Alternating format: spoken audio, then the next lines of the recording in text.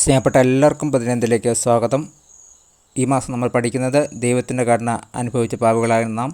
അതിനാൽ നാം തികഞ്ഞവരാണ്, നടിക്കുന്നതിൽ കാര്യമില്ല. അപ്പോൾ നമുക്ക് എങ്ങനെ കൂടുതൽ ആധികാരികമുള്ളവരാകാം, നമ്മുടെ പോരാട്ടങ്ങളെയും പരാജയങ്ങളെയും കുറിച്ച് കൂടുതൽ തുടർന്ന സമയമുള്ളവരാകാം എന്നതിനെക്കുറിച്ചാണ് നമ്മൾ പഠിക്കുന്നത്. കഴിഞ്ഞ ഒരാഴ്ചക്കാലം പനിയും അതിൻ്റെ അനുബന്ധ അസുഖങ്ങളുമായി ബന്ധപ്പെട്ട് ചികിത്സയിലായിരുന്നു.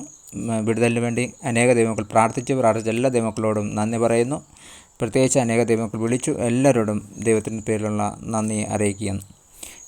എൻ്റെ ഒന്നാം പ്രതിവാദത്തിൽ ആരും എനിക്ക് തുണ നിന്നില്ല, എല്ലാവരും എന്നെ കൈവിട്ടു. 2 തിമോഥെയോസ് 4:16 വാക്യം. തൻ്റെ ജീവിതാവസാനത്തിൽ റോമൻ തടവറയിൽ കഴിയുമ്പോൾ അപ്പോസ്തലനായ പൗലോസിന് ഏകാന്തനുഭവപ്പെട്ടു. അവൻ തിമോഥെയോസിന് എഴുതി, ശീതകാലത്തിരിക്കുന്ന മുമ്പേ വരുവാൻ ശ്രമിക്കുക. എങ്കിലും പൗലോസ് പൂർണ്ണമായും തനിച്ചായിരുന്നില്ല. കർത്താവെ എനിക്ക് തുണ നിന്നു, എന്നെ ശക്തീകരിച്ചു. അവൻ പറഞ്ഞു. മറ്റ് വിശ്വാസികളുമായി അവന് പ്രോത്സാഹനജനകമായ ചില സമ്പർക്കങ്ങളുണ്ടായിരുന്നതായും വ്യക്തമാണ്. യൂബുലോസും പൂതസും ലീനോസും ക്ലൗദിയയും സഹോദരന്മാർ എല്ലാവരും നിനക്ക് വന്ദനം ചൊല്ലുന്നു. അവൻ തിമോഥെയോസ് പറഞ്ഞു, നാം സമൂഹമായി ജീവിപ്പാൻ സൃഷ്ടിക്കപ്പെട്ടവരാണ്.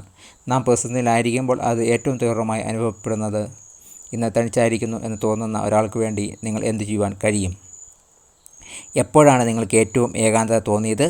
പ്രിയപ്പെട്ടിരുന്ന വേർപിരിയുന്ന സമയങ്ങളിൽ നിങ്ങൾ എങ്ങനെയാണ് ദൈവത്തിൻ്റെ സാന്നിധ്യം അനുഭവിച്ചത്?